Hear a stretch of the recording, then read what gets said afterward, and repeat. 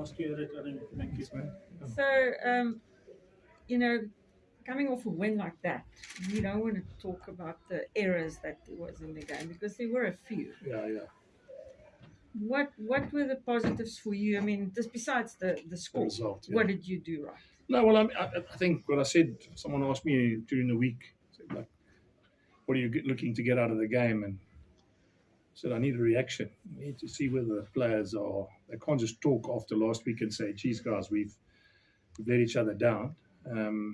And he said, how are you going to check? I said, the only way I'll check is when 80 minutes is finished. And you're not going to get, you're not going to get much more than that. You always want the perfect game as a coach. But I mean, to score 60 points, probably have 2 or 3 tries disallowed and, and ripped out on the try line. I mean, that could all of a sudden be 80 points. There's no ways you score 80 points in a URC game and not play well. So, I still, as I said, you're always critical about things. I think that I wouldn't really have liked to have leaked 3 tries like we did. But, I mean, there was a lot of fight in the end there to make sure they didn't get another one, So, yeah, it's, you want a reaction. You want good teams that when they lose a game the next week, they almost take it out on the next opposition. And I think that's what we saw today. Yeah, you were 40 points up in after 46 minutes. It's almost a point a minute. Not and much to and complain about. a couple of disallowed, because it could have quite easily been more. Exactly. Yeah. So, I mean, coaches are never happy. Let's be fair. But it makes a statement. Last week, that team beat Stormers in Cape Town. They obviously came with a massive high. And I'm not sure what Toby said, but he said to me, very humble because we played well today. And I spoke to the ref. Afterwards, he said, geez, it was amazing. He thought we were going to go direct. And when he looked again, we were going around them and, we were flying down the side of the field. So that says a lot because that's why we want to play. We always want to make sure that we have variation to our game. We want to make sure that people, they expect us to play with our forwards because we've got to be good enough to do that. But we've also got to be good enough to, when you expect us to play with our forwards, to play with our backs. And I think we got that balance, nice tonight. Yeah. Jake, probably the most impressive aspect was the way you changed good defense into counter-attack. Was it part of a plan or a natural course of Well, I think, to be fair, that's probably what most teams are trying to do, is that whole transition of when you defend well and you get turnover ball, because that's when it's the most unstructured. And, you guys would appreciate Kanan, Kirtley, Villy, David Creel. If that thing opens up, then we can, and Ambrose, exactly. Then all of a sudden you can carve teams, And so, it's not, I suppose, not a secret that every team is trying to do that. A lot of teams now are looking at football and do analysis of football, and the reason is because football, the ability of a footballer to go from defense to attack or from attack to defense is something that a lot of sports people are writing about, and that's what rugby is probably trying to catch up on, is how quickly you get the ball back when you're defending and how long you can keep it when you're attacking. So. Yeah, I mean, I'm not giving too many trade secrets away. That's what all teams are trying to do, is make sure that you can create as much attacking ability from defense.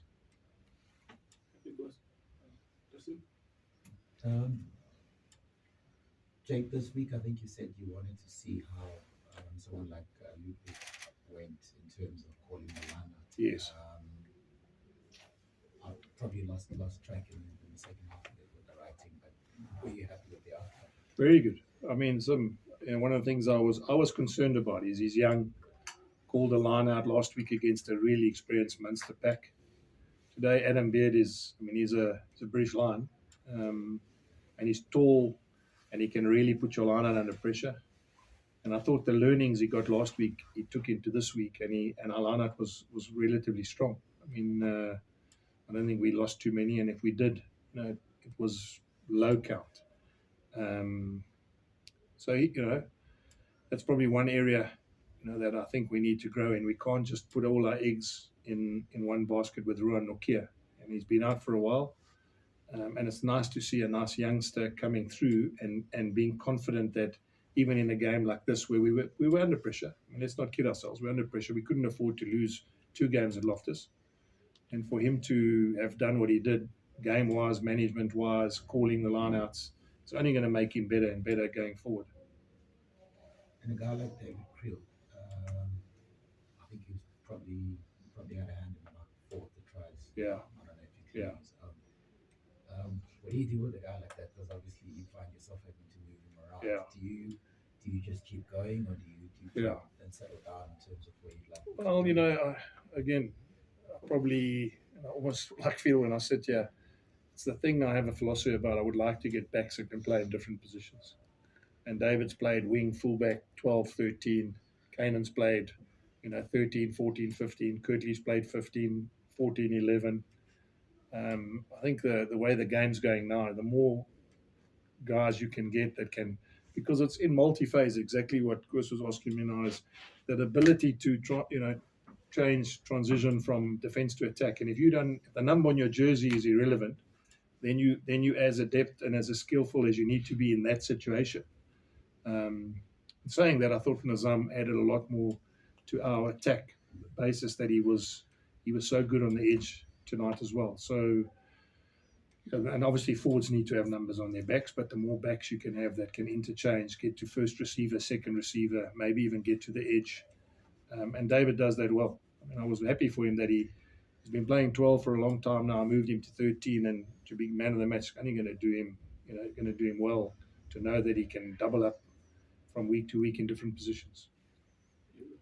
And Coach, we spoke about Canon Moody. I seem to notice when he came off, was limping a bit. Yeah. Is there an injury there, or is it just No, it's just precautionary. He's got a sore knee, and one of those. As soon as we knew that we had got the points, rather than keep him out there, just take him off. I mean, he's important to us. So, yeah, no, he's not injured at all. I mean, I obviously just felt a little bit sore. His knee has been playing up, but we've got 2 weeks off now without games. I don't want to say 2 weeks off as we're not at work, but we're not going to play for 2 weeks. So hopefully the next sort of 14 days will get him to get his knee to recover. And just again on David Krill, it seemed to be in the center of everything good that the Bulls were doing. Do you think 13 is his best position, and do you feel vindicated now with that switch in positions? Now that he's put out that performance and had the whole team functioning basically. Yeah, well, I mean, when he had him and Stedman together, they looked very good as well. And he was 12 and Stedman was 13. So, and again, I'm not for 1 minute saying that Kanan can't play 13. And the more time, it's very difficult. Kanan came to us late after the World Cup, wasn't in the preseason, had to have 3 weeks off after the road show. I mean, so he was way behind when he actually got to us. And I'm talking about from a combinations point of view. But yeah, I'm not fazed about David playing 12 to 13. David with Stedman, and I'm sure David with Kanan going forward is going to be as good for us as Harold was tonight with David. Okay, the loss of Goosen was a big setback. Was unexpected, but Chris Smith stepped up tonight. He played very well. I think. Well, the nice thing about him, he's got about almost 50 games. And so, by this, what we've done over the last couple of years is we've created an environment where if you're the second choice fly off, and I want to compare myself to other teams, but it's a fact. Not many other franchises that got their second choice fly off has got 50 games or almost close to 50 games. So it's one of those things you can never plan. But I mean, I was confident today that he's been there, played. He's played in big games, beat Leinster in the semi-final. So I mean, it's not like we've taken him out of nowhere and put him into that situation. And that is a secret to why I think we've improved this year, is because when we've used guys that have got experience like him, it makes us so much stronger. And when you guys, Ludwig and Cameron, and it's only going to get better and better. By this time next year, hopefully those guys have got 20 odd games each, and then by the following year, sort of 50, 60 games each, and then the picture looks the same as it does for other teams. And one of the things that you guys would know when you see the team is 188 games for Leinster, or 175 games for Ulster, or 250 games for Connacht. I mean, that's where we've got to try and get to. And when you get results like that with guys learning on the ground, it makes it so much easier for us to develop that player. The nice thing about him is the fact that you would have expected a more forwards-based game, like you mentioned in the beginning, and it actually ended up being the opposite. The backline was much more impressive than we might have expected. Well, I don't know about that. Again, I don't want to slate the other guy. I don't think it was more impressive, but I just think the balance was so good, and I think the expectation everyone thought without Hussen is we might go the other way. So there was a bit of a surprise element there as well. I don't think people expected us to play the way we did without Hussen. But then again, credit to Chris Rousseau for the way we attacked, and credit for the way that a guy like Ludwig understands the lineouts, because we didn't just try and maul everything. I think we mauled a couple in the beginning. They thought we were going to maul everything, and then the next play we almost scored from first phase because they expected the maul, and they were obviously all sucked into that lineout. So I think the variation of the way we attacked also helped Chris, as in Smith, to make the right calls. Jake, 5 of your 9 tries, and I suppose penalty try could have been the 6th one, will come from your back 3. It's nice to see them coming into form at the right time of the season as well. And I know everyone talking about David, and he was very impressive, but some of those soft touches from Vidi were sublime to watch. Sometimes irritating. Sometimes the soft touches went into touch, or the soft touches went into no man's land. That's when he knows that's the reward and risk you take with a player like him. When he's on fire, and I sort of look at him and I go, geez, I just wish you would understand. But it's not for him to understand. It's for players around him to understand that he could do it for you. In other words, he could flick it on without saying anything. He could look at you and flick it on. And that only comes when people play around him and play off him more often. So, it is, when he plays for you, it doesn't look too bad. When he plays against you, it's irritating. You must be also very happy with Kurtie's second try, just the acceleration of Ambrose and Kurtie off the set piece like that. It was nice. Well, I think Ambrose is playing really well, to be fair. Ambrose is probably not getting the accolades as a group from us of what he's offering us. He's a handful. And kid critical, he taps that free kick or that penalty and he runs and he gets the ball turned over. But, if he goes and scores, then we all tap him on the back. So he's definitely, his game's gone, from here to there. And when he's on fire, because he's so quick and he's got such good feel, then the backs can play around him. The ball's got to go from him to the outside, and what he's doing, Brennan, is outstanding. Just you say now you got 2 weeks off. Next one's Glasgow. It doesn't get any bigger. I mean, that could be top tonight. Well, it does. It gets to Leinster, and it gets to Toulouse away, and it gets to. That's so good. That could be top. So I saw they won, and they top of the log now. I mean, and unless Leinster pull off a win tonight, I'm not sure what's going to happen.